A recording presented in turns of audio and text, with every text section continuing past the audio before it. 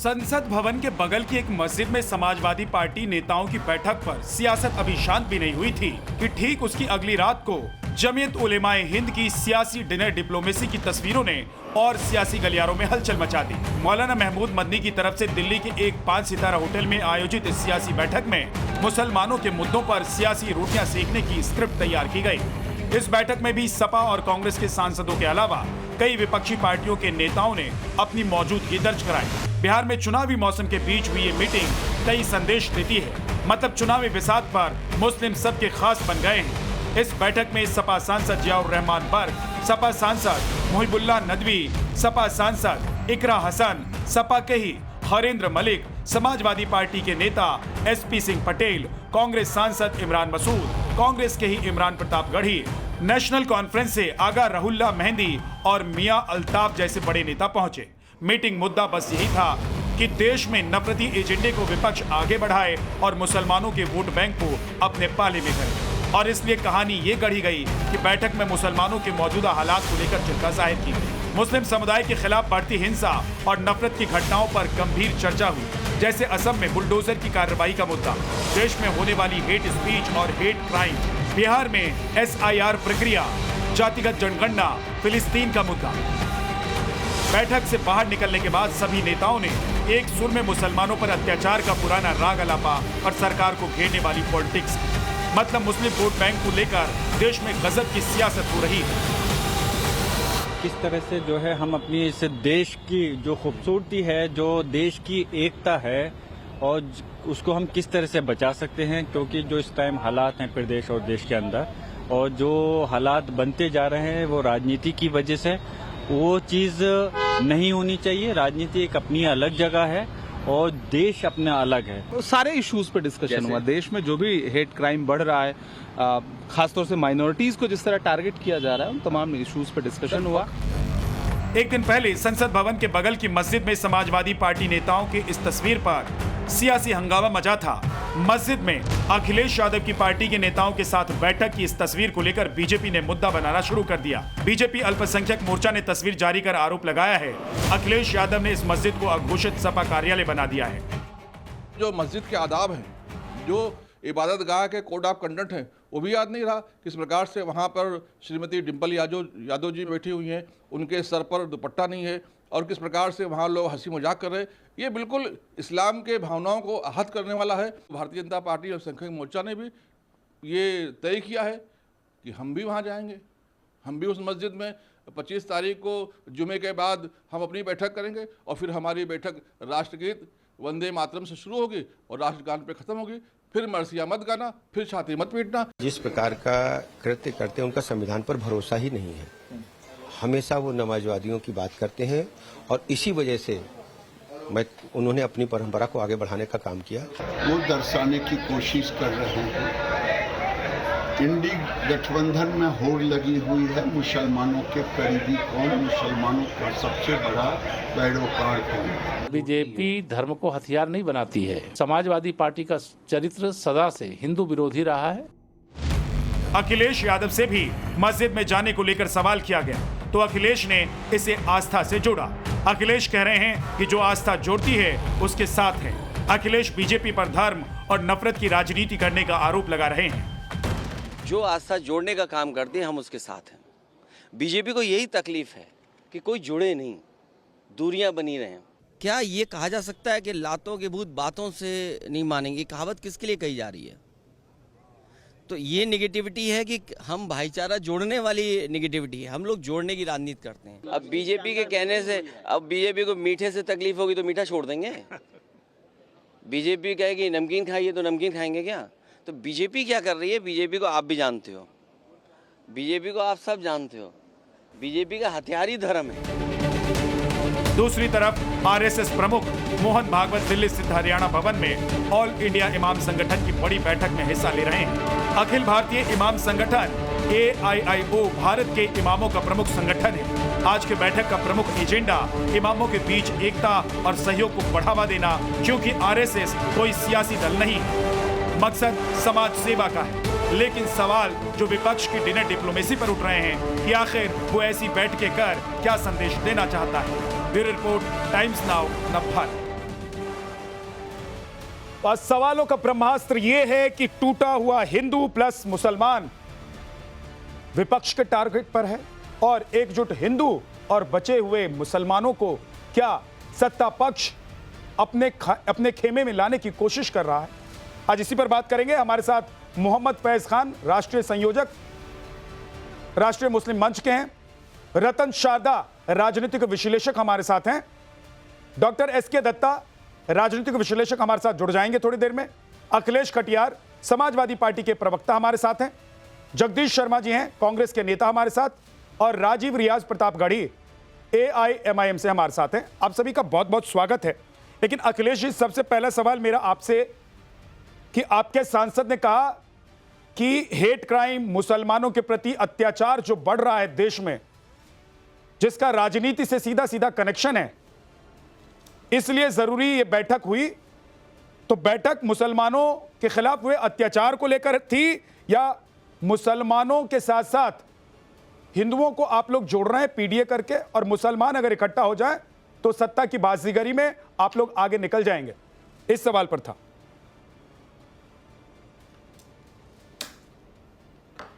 झा साहब नमस्कार। हिंदू, मुस्लिम, सिख, ईसाई आपस में सब भाई भाई, यही बात हम बचपन से सुनते हुए बड़े हुए हैं। आज जो बात आप कर रहे हैं कि मस्जिद में हमारे नेता माननीय अखिलेश यादव जी, उनके साथ 10-5 लोग और थे, वो गए तो उस पर विवाद खड़ा कर दिया। हम किस तरीके की राजनीति और किस तरीके का जो हमारा सार्वजनिक जीवन में जो दायित्व उसे निर्वाह कर रहे हैं कि अगर कोई मस्जिद में जाके बैठता है, बाल चाल पूछता है, तो उस पर इतना बवाल है। अरे कभी दलित को, अगड़े को पिछड़े से बांटो, कभी उसके ऊपर उससे नफरत कराओ। इसी तरीके से देश आगे बनेगा, इसी तरीके से भारत विकसित बनेगा। यही मामला है क्या झा साहब? वहां जाने के बाद कोई किसी नेता ने क्या बयान जारी किया है कि हमने किस तरीके की बातें? भाई कोई मंदिर में जाए, मस्जिद में जाए, गुरुद्वारा में जाए, चर्च में जाए, गिरजाघर में जाए, बुद्ध विहार में जाए, इसमें समस्या कौन सी है? समस्या कोई नहीं है, लेकिन आपके सांसद उस मीटिंग से निकलकर, कल रात जो मीटिंग हुई है उस जलसे से निकलकर कह रहे हैं कि मुसलमानों के प्रति जो अत्याचार हो रहा है उसको लेकर बैठक हुई, बातचीत हुई। तो क्या आप लोग मोर्चाबंदी कर रहे हैं कि सुप्रीम कोर्ट का फैसला आने वाला है तो उसके बाद वक्त को लेकर आगे क्या करना है और मुसलमानों को कैसे साध कर रखना है?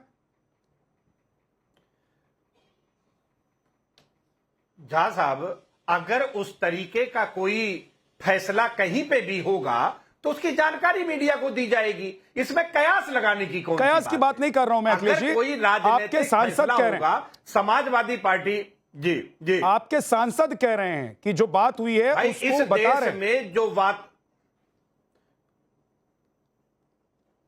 इस समय जो वातावरण इस देश में चल रहा है राजनीतिक तौर पे, मुझे लगता है वो अपने आप में काफी है। बिहार के अंदर सबके वोट काटे दे रहे हैं आप, उस पर बातचीत हम कर रहे हैं। पार्लियामेंट में सिंदूर पे चर्चा नहीं कर रहे। इस देश में वर्तमान में सैकड़ों विषय है जिस पे समाजवादी पार्टी के नेता की जो जिम्मेदारी है, इस देश की जो तीसरी सबसे बड़ी पार्टी जो जनता ने बनाया है, हम उसके दायित्वों का निर्वाह कर रहे हैं। अगर सरकार कोई गलत फैसला लेगी तो हम उसका रोड पे उतर के उसका विरोध करेंगे, संसद में भी करेंगे, सड़क पे भी करेंगे। लेकिन अगर किसी मस्जिद में जाके मिलने जुलने से कोई नफरत फैलती है तो मुझे लगता है जो ऐसी बात सोचते हैं, जिनका ये ख्याल दिमाग में है, उन्हें अपने दिमाग की बीमारी का इलाज करना चाहिए। ठीक है, रतन शारदा जी, क्या लग रहा है ये जो मीटिंग चल रही है मुसलमान सेंटर में दिखाई दे रहा है, ये राजनीतिक मीटिंग आपको लग रही है या आपको लग रहा है कि भाईचारे में जैसे आप लोग किसी कार्यक्रम में शामिल हो रहे हैं उसी तरीके से समाजवादी पार्टी, कांग्रेस के नेता, सांसद भी पहुंचे हुए थे? देखिए, पहले मैं स्पष्ट कर दूं कि संघ के लोगों का मुस्लिम इमामों को मिलना, इसको राजनीति से जोड़ना बिल्कुल गलत है। संघ का मुस्लिम समाज के साथ मिलना जुलना 1975-76 इमरजेंसी के दौरान शुरू हुआ था।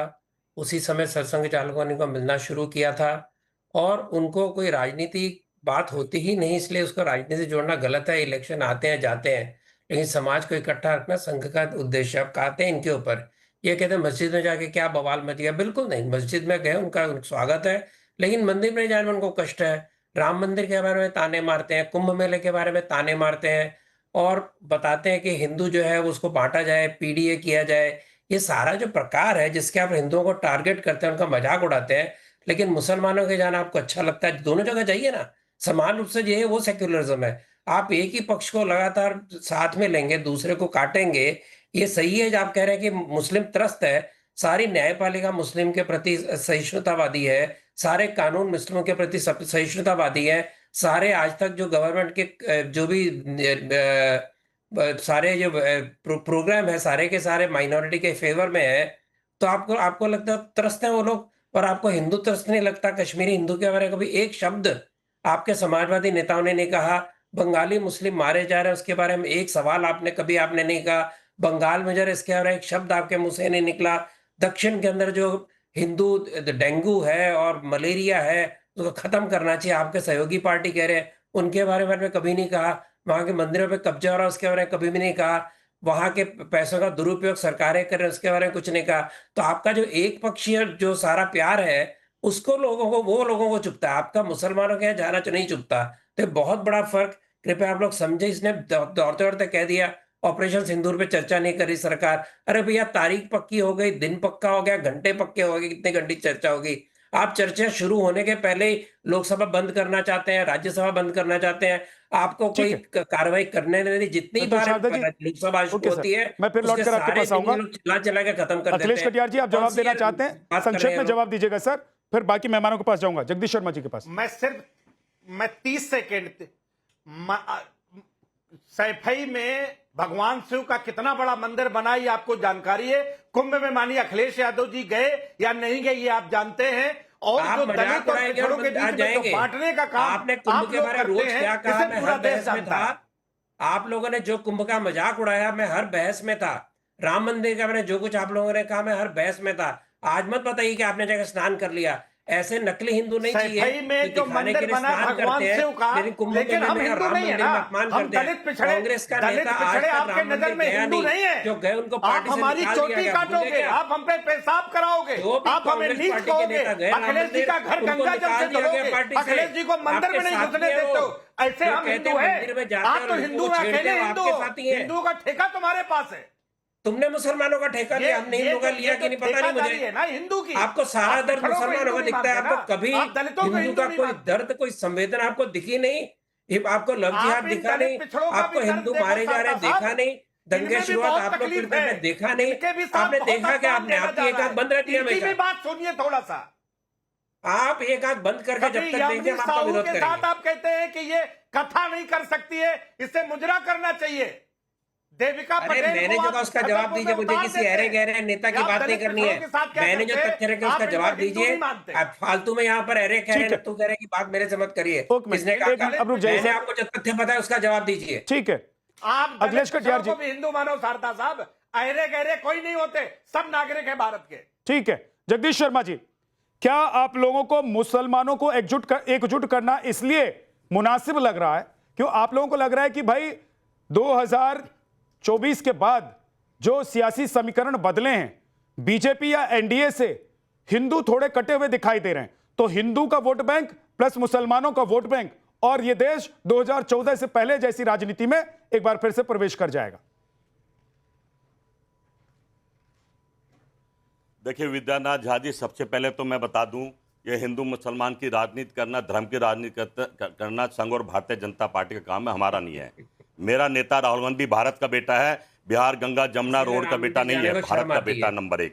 नंबर 2, भारत जोड़ो यात्रा आपने देखी होगी। अरे भाई चुप रहो ना जरा, अब तुम अरे चुप रहो, नकली राम भक्त के राम के बारे में जानते हो? राम कैसे थे? अरे राम कैसे थे जानते हो आप लोग? राम कैसे थे आप लोग जानते हो? राम कभी सोने के महल में रहे हैं? राम कभी सोने के महल में रहे हैं? हम जो करते हैं हमने देखा, हमने किया है। राम की स्थापना, राम की मूर्ति स्थापना किसने की, इसके बारे में पता है? रहते थे सारे साधु संत महात्मा बाहर बैठा दिया, आपको पता है? जानकारी क्या? अपमान कर दिया, अधूरा मंदिर बनाकर। हिंदू का पता ही कुछ अरे नहीं है, भक्तों, अधूरा मंदिर बनाकर राम का भी अपमान कर दिया। राम मंदिर शर्म आती नहीं है? राम के ठेकेदार बन गए हैं। राम यहाँ है, राम यहाँ खत्म करो, डेंगू है, राम यहाँ पे, राम यहाँ पे, तुम्हारे यहाँ नहीं है, राम की राम की ठेकेदारी की बात आज नहीं हो रही है, बात हो रही है मुसलमानों की ठेकेदारी की। क्या नाम? द विद्यानाथ विद्यानाथ झा जी मैं जो बता रहा था ना, बीच में कूद पड़े लंगूर की तरह, इनको थोड़ा चुप करो ना सर। फिर मैं अपनी बात करते हैं, बोल रहा था इनके बीच में, आपको उन्होंने अपशब्द नहीं कहा, भी रखो। आप क्यों ऐसा बोलकर अपनी बात, अपनी पार्टी मेरे बीच में क्यों कूदे भाई, और अपने पूरे उन कार्यकर्ताओं की छवि को धूमिल करना चाहते हैं जो आप लोगों के साथ जुड़े हुए हैं? संयमित मेरी पार्टी और मेरी पार्टी संसदीय भाषा का इस्तेमाल आप करिए। राम भक्तों की जरूरत नहीं है इनका से। सुनिए ना भाई, ये कूदे मुद्दे पर आइए, मुद्दे पर आइए, वक्त जाया मत कीजिए जगदीश। ये भाई राम भक्त आप हो, राम तो सुनिए, मैं बात अपनी पूरी कर रहा हूं भाई। धर्म की राजनीति भाजपा और संघ वाले करते होंगे, हम नहीं करते। मेरा नेता देश का, भारत का बेटा काम करता है। भारत जोड़ो यात्रा आपने देखी थी, आपको कहने जा रहा था कि हिंदू नहीं है, मुसलमान नहीं है, सिख नहीं है, ईसाई ने पूरा भारत साथ चलता भारत माता पे गंदे होते हैं। अरे ठहर तो जाओ यार भाई, पहनता हूँ। जहाँ साहब रतन जी एक सेकंड रुक जाइए, रतन जी रुकिए सर, उनको बोल लेने दीजिए, उसके बाद आप काउंटर करना चाहते करिएगा, बोलिए। उनको समझा दीजिए, अपनी बारी में बोलिए, मना थोड़ी कर रहे हैं हम। तो भारत जोड़ो यात्रा में पूरा भारत राहुल गांधी के साथ था, और हम धर्म की राजनीति नहीं करते हैं, हम भारत की राजनीति करते हैं, मुद्दों की बात करते हैं। मेरे नेता राहुल गांधी हर मुद्दे पर मोदी को घेर रहा है, सरकार को घेर रहा है, और सरकार जवाब नहीं दे पा रही है। और हम विपक्ष से सभी नेता चाहते हैं कि संसद चले, सरकार जवाब दे। जब ये सत्ता में थे तो नहीं चलने दे, जब भी विपक्ष में थे तो भी संसद नहीं चल रही। पिछले 30 साल से संसद नहीं चल रहा है। जैसा बड़ा गंभीर मामला है, इस पर सोचना पड़ेगा, जवाब तो सरकार को देना। मुसलमानों के जलसे में जाने से, मुसलमानों के जलसे में जाकर आप ये दिखा रहे हैं कि आप लिबरल हैं। अरे भाई सुन तो लो, मुसलमानों के जलसा नहीं था कोई भी। भाई बताइए, अजमेर कौन नहीं जाता? मोदी जी भी चादर भेजते हैं, रोक दीजिए। ईदी भी दे रहे हैं, उनको क्या दिक्कत होगी? वैसे तो इकट्ठा हिंदू है, कल जिस जलसे में आपके सांसद पहुंचे थे, उस जलसे का मकसद क्या था ये तो बताइए दर्शकों।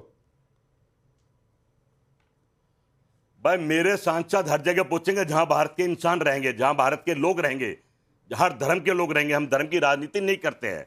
आपके घर भी आ जाएंगे, आप बुला लीजिए, कोई कथा रख दीजिए, आ जाएंगे हम, मना थोड़ी है भाई। हम भारत के सिपाही हैं, भारत की राजनीति करते हैं, पर धर्म की राजनीति नहीं करते हैं। इससे हर पार्टी को बचना चाहिए। पिछले 15 अरे राम मंदिर में गया था राम मंदिर।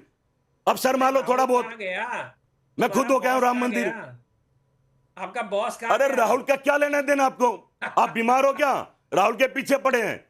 राहुल गांधी तो जनता के बीच में था, सही बात है। राहुल गांधी का राम मंदिर से क्या लेना देना? हिंदुओं के बीच में था, सिखों के बीच में था, किसानों के बीच में था। सही कह रहे हैं। राहुल गांधी का राम मंदिर से क्या लेना देना? राजनीति करता नहीं है। जो पार्टी धर्म की राजनीति करता है, पर सवाल उठाती हो, जो पार्टी राम मंदिर बनने के बाद उसका पार्टी अध्यक्ष और पार्टी के प्रमुख नेता राम मंदिर में दर्शन करने के लिए नहीं जाते हो, ऐसे पार्टी का राम मंदिर से क्या लेना देना? और ऐसे पार्टी के नेता का राम मंदिर से क्या लेना देना? नहीं, मैं बन नहीं रहा हूं। आपने खुद कहा जगदीश शर्मा जी कि राहुल गांधी का राम मंदिर से क्या लेना देना, ये आप बिल्कुल सही कह रहे हैं। अरे भाई मेरा नेता पॉलिटिकल है, कोई बात नहीं। आज लेकिन राम की ठेकेदारी की बात नहीं हो रही है, आज मुसलमान की ठेकेदारी की बात हो रही है। लेकिन आपको सूट राम करते हैं, इसलिए आप बहस में राम पर जाते हैं, और बहस से अलग आप मुसलमानों के साथ जाते हैं। मोहम्मद फैज खान साहब, क्या ये जो जलसा या अखिलेश यादव की कल की मीटिंग या संघ की, आज संघ प्रमुख जिस मीटिंग में जा रहे हैं, जिसमें शामिल हो रहे हैं, उस मीटिंग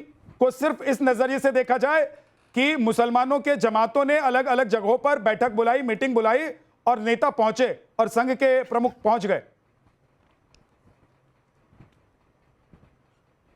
बिस्मिल्लाहिर्रहमानिर्रहीम, रब्बिश रह ली सदरी व यस्सिर ली अमरी वाहलुल उक़दतम मिन लिसानी यफ़क़हू क़ौली। बिरादरान हिंद, अस्सलाम वालेकुम रहमतुल्लाहि व बरकातहू। जय हिंद, वंदे मातरम। भैया मुझे बस 120 सेकंड मेरा दे देना विद्या भैया, मुझे पूरा बोलने दीजिएगा, क्योंकि मैं बोलूंगा अभी ये तवे में पॉपकॉर्न की तरह उछलने लग जाएंगे। लाल देह लाली लसे अरुधरु लाल लंगूर, वज्र देह दानव दलन जय जय जय कपिसूर। लंगूर हनुमान जी का पवित्र नाम है, और इन्होंने लंगूर को अभी गाली के रूप में प्रयोग किया जगदीश शर्मा जी ने, कि लंगूर की तरह कूद पड़े। कितना हिंदुत्व इनको प्यारा है, और राम जी प्यारे, हनुमान जी प्यारे, इनकी सच्चाई पता चलती है। अब आपने जो प्रश्न पूछा है मैं उस पर आऊंगा। देखिए, जो पूजनीय सुदर्शन जी सरसंघचालक रहे, वो और उनके पहले भी आरएसएस मुसलमानों के साथ लगातार वार्तालाप करता रहा है। 3 और 4 जुलाई 2023 को हम 50 चुनिंदा मुस्लिमों के बीच, मोहन भागवत जी ने भी एक बैठक ली थी, पूरे मीडिया में आया था, जब उन्होंने कहा था कि हम सबका डीएनए एक है, इसके साथ साथ माननीय इंद्रेश जी लगातार मुसलमानों से पिछले कई सालों से 30-35 सालों से संवाद कर रहे हैं, और इसके साथ साथ कृष्ण गोपाल जी, माननीय कृष्ण गोपाल जी, माननीय रामलाल जी लगातार मुसलमानों के मुद्दों पर काम कर रहे हैं। और इसी क्रम में आज ऑल इंडिया इमाम ऑर्गेनाइजेशन के साथ बैठक है, भारत भर के प्रबुद्ध मुस्लिम वहां पर आ रहे हैं। इसका राजनीति से कोई लेना देना नहीं है, क्योंकि मैं भी कई बार इन बैठकों में बैठ चुका हूं। इसमें कहीं कोई चर्चा नहीं होती कि बीजेपी को वोट देना है कि कांग्रेस को वोट देना है। विशुद्ध सामाजिक चर्चा होती है, मुसलमानों के रोजगार के मुद्दे पर, मुसलमानों की शिक्षा के मुद्दे पर, मुसलमानों को राष्ट्रीयता से और कैसे अधिक निकट से जोड़ा जाए, कैसे हम इस बात पर एग्री कर जाएं कि भैया सऊदी अरब, ईरान, इराक की तरफ झांकना छोड़ो, हमारे पूर्वज भारत के हैं। तो विशुद्ध राष्ट्रीयता पर चर्चा होती है। और मोहन भागवत जी का इसके पहले इतना अच्छा बयान आ चुका है, जगदीश शर्मा जी को सुनना चाहिए, कि हम कांग्रेस मुक्त भारत भी नहीं चाहते, हम सबसे युक्त भारत चाहते हैं। हर मस्जिदों में जाकर शिवलिंग की तलाश ना करो। इससे बड़ा समरसता का उदाहरण क्या होगा। और मैं कहना चाहूंगा अखिलेश यादव जी ने जो मस्जिद में गए, देखिए मस्जिद, कलमा, नमाज, रोजा, हज और ज़कात इस्लाम के 5 फर्ज होते हैं, और मस्जिद में विशुद्ध धार्मिक चर्चा होती है, इबादत होती है। वहां पर वो सियासी बैठक कर रहे हैं। अब कहते हैं जी सियासी बैठक नहीं, हम तो मोहब्बत के लिए गए थे। मैं, मोहम्मद फैज खान, इमाम उमैर अहमद इलियासी, कारी अबरार जमाल, 22 जनवरी 2024 को राम मंदिर की प्राण प्रतिष्ठा में हमें आमंत्रित किया गया था। हम वहां पर गए थे। जब हम यहां गए ना, तो ये तथाकथित धर्मनिरपेक्ष दलों के मुस्लिम लीडरों ने हमें काफिर कहा, हमें आरएसएस का एजेंट कहा। मतलब अखिलेश मस्जिद चले जाए तो वो धर्मनिरपेक्षता और मोहब्बत, और हम राम मंदिर चले जाए तो हम आरएसएस के एजेंट हो जाते हैं, हम दलाल हो जाते हैं। तो ये दोहरी मानसिकता का खेल इन लोगों को बंद कर देना चाहिए। अगर संघ प्रमुख इमामों के जलसे में जाते हैं तो उसको आप कह रहे हैं कि वो राजनीतिक नहीं है। फिर जमीयत के जलसे में अगर समाजवादी पार्टी के सांसद या कांग्रेस के सांसद जाते हैं तो उसे आप राजनीतिक क्यों कह रहे हैं? मैं बता रहा हूं, चूंकि मैं खुद इन बैठकों में कई बार बैठ चुका हूं। अभी थोड़ी देर के बाद जब प्रेस कॉन्फ्रेंस होगी, आपको पता चलेगा कि इस पार्टी को वोट देना है नहीं देना है। इस पर बिल्कुल चर्चा नहीं हुई। किसी भी मुसलमान को कांग्रेस से या मोदी से डराने की बात नहीं की गई। लेकिन आप इनकी बैठक का एजेंडा देखिए, जो दूसरे पक्ष की बैठक हो रही है ना, वो क्या कह रहे हैं? मुसलमानों के साथ दुर्व्यवहार हो रहा है, मुसलमानों के साथ अत्याचार हो रहा है, बीजेपी और संघ परिवार मुसलमानों की दुश्मन है। इस बैठक के बाद, भागवत जी की बैठक के बाद, ये रिजल्ट अगर निकल कर आ जाए, देखिएगा कि कांग्रेस से दूर रहो, कांग्रेस से डरो, समाजवादी ऐसी नहीं आएगा, केवल सामाजिक मुद्दे आएंगे, और पहले भी आ चुके हैं, आप देख लीजिएगा। तो इनमें यह अंतर पता चलता है। ठीक है सर, ओके। राजीव रियाज प्रतापगढ़ी जी, मुसलमानों को एकजुट करने की कोशिश हो रही है, उनकी लड़ाई लड़ने के लिए ये मीटिंग्स हो रही हैं, या राजनीतिक फायदा उठाने के लिए मीटिंग हो रही है? देखिए विद्यानाथ झा भाई, भारतीय जनता पार्टी और संघ का जो रिश्ता है वो कसाई दो होते हैं, एक गर्दन काटता है और एक उसको थपथपाता है बकरे को। तो संघ जो है मीठी मीठी बातें करता है, भारतीय जनता पार्टी के लोग कहते हैं जाओ मुल्लो पाकिस्तान। और जो जुल्म कर रहे हैं तमाम कश्मीर से लेकर कन्याकुमारी तक मुसलमानों पर भारतीय जनता पार्टी कर रही है, उसमें कोई चीज कुछ बताने की नहीं है। दूसरी बात, हमारे साहब एक साहब कह रहे थे कि राहुल गांधी का क्या लेना देना है। राहुल गांधी की पार्टी ने मंदिर रखवाई, वहां मंदिर में ताला खुलवाया। अब राहुल गांधी का तो राम मंदिर से लेना देना है। ये दोनों एक ही सिक्के के दो पहलू हैं। और समाजवादी पार्टी के बारे में मेरे साथी अभी कह रहे थे कि हम हिंदू नहीं है। अरे भाई, दलितों का आपने जितना नुकसान किया है, प्रमोशन रिजर्वेशन खत्म किया, उनके बुजुर्गों का पूरा नाम के जिले थे वो सब खत्म किया। छत्रपति शाहू जी महाराज भगवान बुद्ध के नाम से प्रबुद्ध नगर जिला था, और रैदास जी महाराज के नाम से जिला था, आपने सब खत्म किया। महामाया नगर जिला, जितने और तमाम प्रतिष्ठान थे बहुजन महापुरुषों के, उसको समाजवादी पार्टी ने खत्म किया। आज वो रोना रो रहे हैं कि हमको तो हिंदू नहीं माना जा रहा है। अरे ढोंग फैलाने काम मत करिए भाई, आप लोग, जनता समझ गई है। अब मुसलमान आपकी गुलामी करने के लिए तैयार नहीं अखिलेश यादव जी। अब उसको हिस्सेदारी चाहिए, 16 सीटें उसको मिलनी चाहिए थी, टिकट मिलने चाहिए थे लोकसभा चुनाव में, उसको महज 4 टिकट दिए गए विद्यानाथ झा भाई। अब आप ये सोचिए ये लोग कैसे मुसलमानों के साथ इंसाफ करेंगे। ये सिर्फ मुसलमानों के वोटों को बरगलाने का काम कर रहे हैं, और जिसमें मुसलमान अब समझ चुका है चुनाव लड़े। मैं गुजारिश करता हूं, सही कह रहे राजीव भाई की इस बात से सहमत हूं, अपने दम पे चुनाव लड़े। राजीव भाई मैं सहमत हूं इस बात पे आपकी, एमआईएम को अपने दम पे चुनाव लड़ना चाहिए, ये समाजवादी कांग्रेस के चक्कर में नहीं आना चाहिए। Good good, very good. ये फैज साहब, ये मैं आपको बता दूं, जो भी हमारी ताकत है अपने दम पे है। और आज तक आप देखिए कि हम जो संविधान ने हमको व्यवस्था दी है। मोदी जी की विदेश में जाए कह रहे हैं कि 2500 पार्टियां हैं, गर्व महसूस कर रहे हैं। AIMIM बहुत जिम्मेदारी से जो है मजलूमों की बात करती है, मुसलमानों की बात करती है, गरीबों की बात करती है। इसमें क्या एतराज है किसी को भाई? इसमें क्या एतराज है आपको बताइए। SK दत्ता जी, देखिए, यहाँ पे बात ये नहीं है कि कौन मुसलमानों की राजनीति कर रहे हैं, कौन हिंदुओं की राजनीति कर रहे हैं। सवाल यहाँ पे ये है कि आप अगर कर रहे हैं तो गर्व से कहिए कि हम कर रहे हैं। ये इधर उधर दाएं बाएं करके सारी चीज़ें करना है और उसके बाद दाएं बाएं करके और फिर कहना कि हम तो धर्मनिरपेक्ष हैं और हम सेकुलरिज्म पे विश्वास करते हैं, ये दो तरह का दोगला नीति नहीं चलेगा इस देश में। मैं सुन रहा था कोई प्रवक्ता कह रहे थे कि अरे राहुल गांधी पॉलिटिकल आदमी हैं तो इसलिए राम मंदिर पे नहीं गए हैं। तो जनाब, राहुल गांधी अगर पॉलिटिकल आदमी है या फिर अखिलेश यादव अगर पॉलिटिकल आदमी है तो मुसलमानों के जलसा पे भी मत जाइए ना। मुसलमानों के जलसा पे जा रहे तब तो आप सेकुलर हो गए, आप पॉलिटिकल हो गए, और राम मंदिर का दर्शन किए तो आप पॉलिटिकल हो गए। पर मैं अचंभित नहीं हूं क्योंकि यही कांग्रेस पार्टी है जिसने आपके उस जमाने के राष्ट्रपति राजेंद्र प्रसाद जी को रोका था सोमनाथ मंदिर का उद्घाटन करने से। पंडित नेहरू ने बाकायदा रोका था। इसके साथ साथ यही कांग्रेस पार्टी है जिसने राम सेतु के बारे में कहा था कि इसको धूमिल करना चाहिए, इसको ध्वस्त करना चाहिए। वो तो सुप्रीम कोर्ट है जिन्होंने मतलब कि एक सुरक्षा कवच दे दिया था जिसके चलते यूपीए सरकार अपने इस षड्यंत्र पे कामयाब नहीं हो पाए। यही कांग्रेस पार्टी है जिसने शाहबानू वाला केस को पलट दिया था और यही कांग्रेस पार्टी है जिसने कहा था राम के बारे में, भगवान राम के बारे में, कि भगवान राम तो काल्पनिक है और उनका ऐतिहासिक कोई अस्तित्व नहीं है। बाकायदा एफिडेविट देके कपिल सिब्बल और आपके जितने सारे दिग्गज कांग्रेस के लॉयर्स हैं उन लोगों ने ये बात कहा था। यही कांग्रेस पार्टी है जिसने मतलब कि हमेशा तुष्टीकरण की राजनीति की और उसके बाद ये कहती रहती है कि नहीं हम तो धर्मनिरपेक्ष हैं। किस तरह से आप धर्मनिरपेक्ष है भाई? मैं आपको कहता हूं कि आपको बहुत बधाई हो, मुसलमान की राजनीति आप करो, कोई आपत्ति नहीं है, पर उसको गर्व से कहो कि हाँ हम करते हैं। ये दोगला नीति मत रखिएगा। भगवान राम की अस्तित्व को क्वेश्चन मार्क करेंगे और उसके बाद फिर कहेंगे कि राहुल जी तो पॉलिटिकल है इसलिए नहीं जाएंगे राम मंदिर पे, और चुपके से फिर इतवार पार्टी पे भी चले जाएंगे और नमाज भी पढ़ेंगे जाके और मुसलमानों के जलसा पे भी शामिल होंगे। ठीक है सर, करो, सही है, पर गुर्दे में दम रखो बोलने की कि हाँ हम करते हैं। झा जी, सबसे बड़ा दुख तो मुझे यह है कि हमारी डिबेट हो रही है, राजनीतिक दल हम, ना तो इसमें कोई आरएसएस का है और ना ही कोई भारतीय जनता पार्टी का अपने बैठाया। अब ये कौन कौन बैठा दिए इसका मैं जानता नहीं हूं। राजनीतिक विश्लेषक तीनों से पूछता हूं मैं, हमारा संविधान क्या कहता है कि धर्म पर राजनीति करो?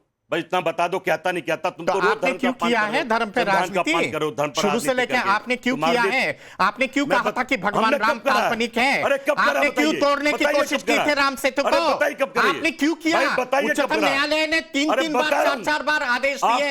Uniform civil code Rajiv Gandhi ने राम का ताला खुलवा दिया, लागू नहीं कर पाए। क्यों आपको मुबारक हो, उच्चतम न्यायालय ने शाहबानू आप तो देश को तोड़ने का काम करते हैं। आपने तो हिंदू है, संसद में हिंदू है ही नहीं और राम के समर्थक भी नहीं है। और राम को जानते हैं राम कैसे थे? जवाब नहीं है राम ने कभी कहा इसलिए भाई भाई से लड़ेगा? हनुमान जी को अरे छोड़ो नकली हिंदुओं, हनुमान जी भी अरे भाई नकली हिंदुओं शर्म करो। लंगूर भी हमारे लिए बैठ जाते हो, आपके लिए नहीं। अरे लंगूर, एक तो लंगूर कह रहा हूँ, तुम गाली दे रहे हो। घिनौना राजनीति मैं बता रहा हूँ ना, मैं बता रहा हूँ ना, को लेके धर्म की राजनीति करना बंद करो ठेकेदारों। सुप्रीम कोर्ट में कितना पैसा मिलता है आपको राम को बेचने का? नहीं है राम को बेचने का कितना पैसा देती है भारतीय जनता पार्टी? बता दीजिए। झूठ पे झूठ, नकली राम मत दो, शर्म नहीं आती आपको? ये तो सच्चाई है, कि राम भक्त बन के राम के बारे में जानते हो राम कैसे थे? और अरे भाई राम की बदनामी तो मत करो। एक जो चेहरा है राम कैसे थे आप जानते हो? तो बहुत राम के ठेकेदार बन गए हो, राम कैसे थे जानते हो? कॉर्निन तुम लोग राम को लाओगे, हम उनको लाएंगे जो राम को लाए हैं। शर्म नहीं आती है इनकी औकात राम को लाने की। राजनीति करते हो, राम के ठेकेदार, इतिहास नहीं है, राजनीति करो। नकली राम भक्तों, शर्म करो। जगदीश जी, राम के बारे में आप जानते हो राम कैसे थे? क्या जानते हो राम के बारे में? आप क्या जानते हो राम के देश बारे में में? करोड़ों लोग उनके जो भक्त हैं, राम भक्त, और देश में जो राम भक्त हमारे हैं, हृदय वो में चाहते रहते थे हैं। राम मंदिर बने, राम मंदिर बन गया। कुछ लोग नहीं चाहते थे, राम मंदिर पर फैसला है, उसके बावजूद राम मंदिर का फैसला है। आज मुद्दा राम मंदिर है नहीं, आज मुद्दा ये है अखिलेश कटियार जी। ठीक है सर, आप रुक जाइए जगदीश जी, आऊंगा लौट के आपके पास। अखिलेश कटियार जी, ये मुद्दा है कि अगर आप लोग मुसलमानों की राजनीति करते हैं, आप लोग चाहते हैं कि मुसलमानों के पक्षधर आप लोग दिखें, तो फिर मीटिंग में जाते हैं तो सीना ठोक कर क्यों नहीं कहते हैं कि हम गए थे मुसलमानों की मीटिंग में और हम उनके पक्ष में खड़े हैं और हमने राजनीतिक मीटिंग की है। झा साहब, आप तो बहुत विद्वान पत्रकार हैं।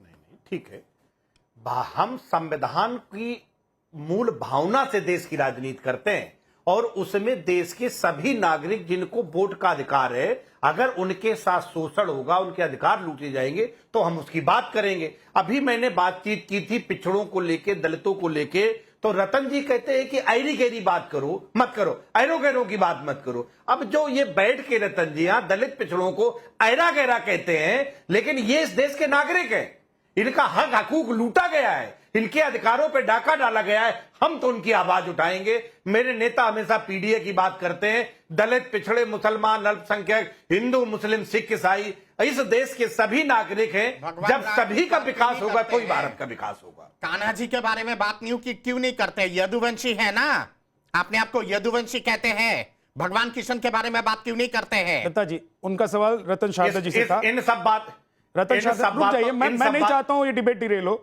आज राम पर बात कर लिए आप, आज राम मुद्दा नहीं है, आज राम मुद्दा नहीं है, आज इस्लाम और मुसलमान मुद्दा है। रतन शारदा जी जवाब दीजिए। अखिलेश कटियार ने जो आपसे सवाल पूछा, इन्होंने कुछ कोट किया था कि नाचने गाने वालियों का, उसका मैंने कहा कि आपके लोग ये कह रहे हैं, मैंने कहा था ऐसे लोगों को मैं कुछ नहीं पूछता। इन्होंने नाचने गाने वालों को बात किया था, शोरूम में इतना ही सुना। मैंने कहा ऐसे फालतू अरे गहरे लोगों की बात मुझे मत सुनाओ। मैंने किसी भी दलित को, किसी पिछड़े को, किसी मुस्लिम को ऐरा गहरा नहीं कहा, उसका जवाब मैं दे चुका था। आपने जो भाषा का प्रयोग किया था, नाचने वाली समथिंग समथिंग, वो आप निकालिए तो पता चलेगा। मैंने उनके बारे में कहा था कि ये बातें मेरे ऊपर मत डालिए। मैंने कभी भी किसी का अपमान नहीं किया, मेरा तरीका ही नहीं है काम करने का। इन्होंने क्या कहा था, रिकॉर्ड चलाइए, इन्होंने कोई नाचने गाने वाले को बात की थी और किसी का कहा था कि आपके लोग ऐसा कहते हैं, उसका मैंने जवाब दिया था। अखिलेश,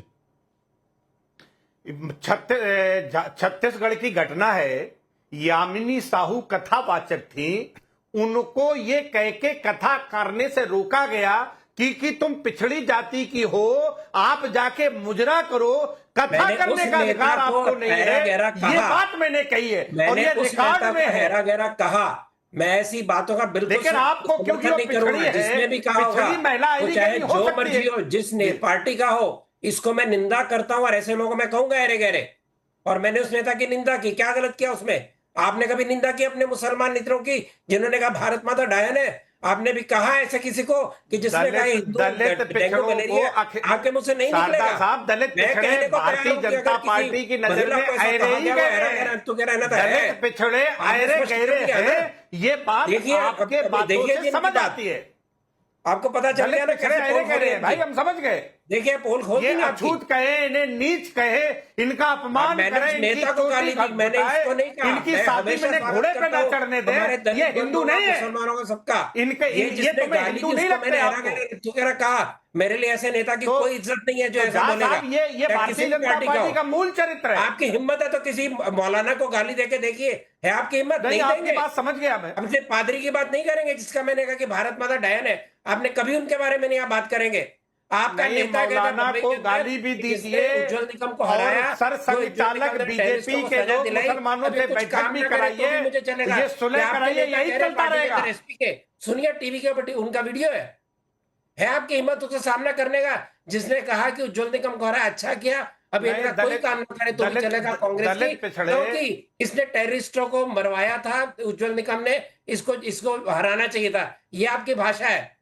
हम किसी का साथ नहीं देते, देश के विरोध की बात करेगा, किसी धर्म किसी पार्टी का। अखिलेश कटियार जी, आपको लग रहा है दलित पिछड़ा अल्पसंख्यक, अखिलेश कटियार जी आपको लग रहा है कि दलित पिछड़ा अल्पसंख्यकों की ठेकेदारी आपके पास ही है? यही प्रॉब्लम है आपकी कि आप हिंदुओं को गाली देंगे। भारत के हर उस नागरिक की ठेकेदारी हमारे पास है जिसको ठगने, लूटने, अपमानित करने, नीच बताने का काम किया जाता है। हर उस इंसान के लिए लड़ना हम समाजवादियों का धर्म है। तो फिर तो कल अखिलेश यादव जी को किसी मठ और मंदिर में भी जाना चाहिए था। गोली मार दी थी आपने, तो कारसे को गोली मार दी और कहा था दोबारा मारेंगे। मंदिर तो सैफई में बनवाया है। मैं आपसे निवेदन करता हूं, आप भी आइए। मैं वहां सैफई में शिव का बहुत बड़ा भव्य मंदिर बना है, कभी आइए, हमें अच्छा लगेगा। आपने कारसेव को मार दिया। राम जन्मभूमि की आस्था नहीं है जो आपने सैफई में मंदिर बनाया, तो फिर राम से इतनी दूर क्यों हो गए? आपको राम अखिलेश यादव को राम से इतनी नफरत क्यों है? क्यों नहीं गए? आप बार बार मंदिर का मुद्दा लेकर आ रहे हैं। मैं ये कह रहा हूं कि अगर आप अखिलेश जी कर रहे हैं राजनीति मुसलमानों की, आप लोग मानते हैं कि आप मुसलमानों के ठेकेदार हैं, तो खुलकर कहिए। भाई देश की बाकी जनता को पता लग जाए कि समाजवादी पार्टी एक धर्म, एक समुदाय विशेष की ठेकेदारी करती है। हम समाजवादी लोग हैं झा साहब।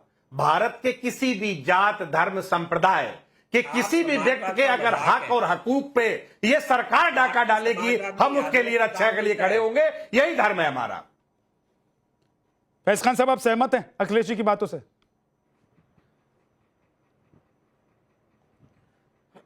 जी ऐसी बिल्कुल बात नहीं है। ये सारी जो सारा काम करते हैं, ये दलित, पिछड़े, अल्पसंख्यक, इनकी सुरक्षा या इनको सामाजिक अधिकार दिलाने के लिए काम नहीं करते हैं। केवल और केवल वोट बैंक के लिए करते हैं। और मैं मुसलमान हूं, भारतीय मुसलमान हूं, मैं इनकी चालाकियों को अच्छी तरीके से जानता हूं। मैंने इसलिए बताया इनके लिए आदर्श कौन सा मुसलमान है। देखिए, अतीक होगा, मुख्तार होगा, आजम खां होंगे, शहाबुद्दीन होंगे। और मैं जब यहाँ टीवी चैनल पर बैठता हूं, भारत माता की जय, वंदे मातरम कहता हूं, कई सारे इनके प्रवक्ता होते हैं। ये कौन बैठ गया जी? ये आरएसएस का एजेंट कौन बैठ गया जी? ये भारत माता की जय बोलने वाला, ये तो फर्जी है, ये तो हिंदुओं को बेवकूफ बना रहा है। ये हम मतलब इस तरह की बातें करते हैं। इसका मतलब यह है कि जो भी मुसलमान कलाम साहब की बात करेगा, हवलदार अब्दुल हमीद की बात करेगा, ब्रिगेडियर उस्मान की बात करेगा, रसखान की बात करेगा, रहीम की बात करेगा, अशफाकुल्ला खान की बात करेगा, उसको ये नहीं मानेंगे। लेकिन हाँ, ये बुरहान वानी को बचाने के लिए चले जाएंगे, अफजल गुरु को बचाने के लिए चले जाएंगे, याकूब मेमन के जनाजे में चले जाएंगे, केवल और केवल तुष्टीकरण। मुसलमानों को ये इंसान नहीं समझते हैं, मुसलमानों को काट की कुर्सी समझते हैं। किसी भी तरीके से पर बैठ जाएं, इनका दोहन कर लिया जाए। ये दलितों के भी शुभचिंतक नहीं है, ये ओबीसी के भी शुभचिंतक नहीं है। केवल उनको वोट बैंक ही समझते हैं, इसके अलावा उनका कोई उद्देश्य नहीं है। और मुसलमानों का तुष्टीकरण तो यहां तक किया कि कुरान शरीफ कह रहा है मुसलमानों अल्लाह का खौफ अपने दिल पे रखो। और ये कहते हैं मुसलमानों मोदी से डरो, मुसलमानों आरएसएस से डरो, मुसलमानों हिंदू महासभा से डरो। अरे भाई, मुसलमान अल्लाह के सिवा किसी से नहीं डरता है, ये कुरान शरीफ कह रहा है। तो ये मुसलमानों के दिल में इस्लाम से भी ये उनको बेदखल कर देते हैं। अभी इनकी बैठक कह रहे कल 5 सितारा का जलसा हो या उससे पहले अखिलेश यादव की मीटिंग हो। फैज खान, आप ये कह रहे हैं कि मुसलमानों के दिल में डर पैदा करने के लिए मीटिंगें हो रही हैं? बिल्कुल हो रही है। मुसलमान असुरक्षित है, मुसलमान खतरे में है, मुसलमानों के साथ भारत में जुल्म हो रहा है। भैया, मुसलमानों के साथ जुल्म जो हो रहा है ना, गाजा में हो रहा है। जाओ गाजा में जाके एक पैकेट बिस्किट का देकर दिखाओ। मुसलमानों को औसत से ज्यादा यहां प्रधानमंत्री आवास योजना का लाभ मिल रहा है, उज्ज्वला योजना का लाभ मिल रहा है। मुसलमानों को औसत से ज्यादा आयुष्मान कार्ड योजना का लाभ मिल रहा है। मुसलमान यहां पर आईएएस आईपीएस बन रहे हैं। पिछले कुछ सालों का डाटा उठाकर देखिए, 50 से ज्यादा मुस्लिम लड़के लड़कियां आईएएस आईपीएस बन रहे हैं। दुनिया की सबसे ज्यादा मस्जिदें भारत में, दुनिया में सबसे ज्यादा मुसलमान भारत में, दुनिया में सबसे ज्यादा इस्लाम के फिरके भारत में, मुसलमान सबसे ज्यादा सजदा भारत की भूमि पर करता है। मुसलमान तीनों टाइम भरपेट खाना खा रहा है। सोमालिया का और गाजा का और सीरिया का मुसलमान जाकर राजीव रियाज, अगर मुसलमान आगे बढ़ रहा है, हम अल्लाह का शुक्र अदा करते हैं। मुसलमान आगे बढ़ रहे हैं, हिंदुस्तान में पैदा तो क्या यही डर है जो समाजवादी पार्टी और कांग्रेस को सता रही है कि कहीं मुसलमान हमारे हाथ से निकल गए और हिंदू एकजुट होकर बीजेपी के साथ चले गए तो हमारा तो बंटाधार हो जाएगा?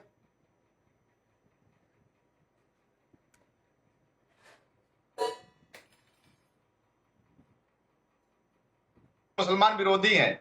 मैं ये अर्ज कर रहा हूं, ये अपने रिश्तेदार नकवी साहब और हुसैन साहब को मिनिस्टर क्यों नहीं बना पाए? एक भी मंत्री मोदी सरकार में मिनिस्टर क्यों नहीं है? एक भी राज्यसभा सांसद भारतीय जनता पार्टी से क्यों नहीं है? इसका जवाब इनको देना चाहिए। सांसद अभी ये कह रहे मोहम्मद खान साहब तमाम आईएएस बन रहे है हैं, 1% है। लंबी लंबी बातें कर रहे हैं यहाँ पे, हैं? आप लंबी लंबी बातें कर रहे हो। इनका रिप्रेजेंटेशन सरकारी नौकरियों में घट के 1.8% आ गया है। हायर नौकरियों जो सिविल सर्विसेज की बात कर रहे हैं आप गुमराह कर रहे हैं टीवी पर बैठकर। फैज साहब, हैं? आपने सुपारी ले रखी है मुसलमानों को इस तरह से बेइज्जत करने के लिए। दिक्कत आप लोगों के साथ ही हो गई है ना। मुसलमान अब आपकी राजनीति में आने वाला नहीं है।